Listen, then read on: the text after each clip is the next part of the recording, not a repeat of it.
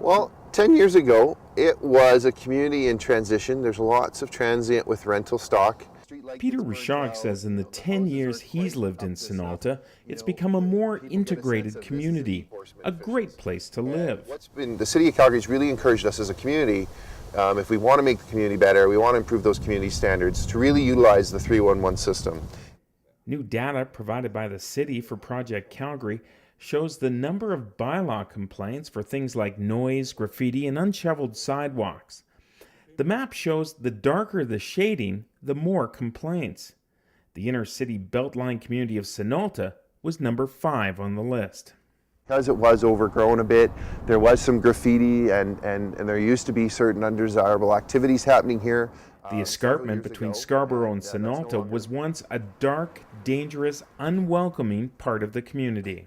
The story of this is that this used to be a place that people were uncomfortable, and now it's a place where people feel comfortable using it, and they've even gone so far to kind of be happy about it and paint flowers on it and stuff like that. You may think the communities with the most calls have the most troubles, but the city's chief bylaw officer says there are a number of ways to interpret the data.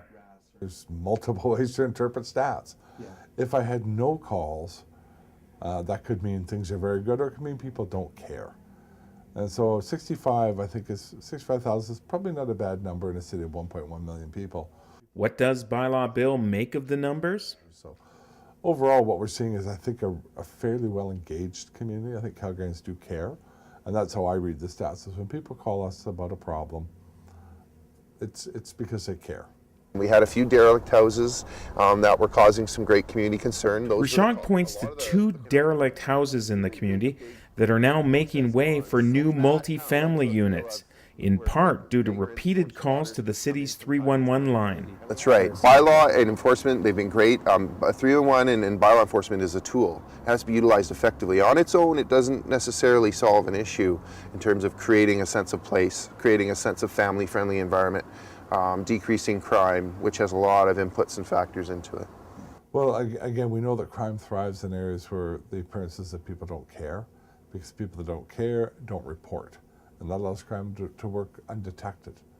It's called the broken window theory. And the broken window theory itself is, if you have a broken window in a community, it's a metaphor, and it doesn't get repaired, pretty soon you have 2, then you have 4, then you have 8, then 16, and it begins then that it's acceptable to break communities in this neighborhood. And this used to have a feel like people didn't feel comfortable here, but now you see school children here use this in abundance every day. By encouraging residents to complain, to get engaged in their communities, makes for a better place to live. We're seeing a great improvement in people's appreciation of that they need to take care and remedy those things that are community concerns. With files from Tony Seskis, Rick Donkers, CalgaryHerald.com.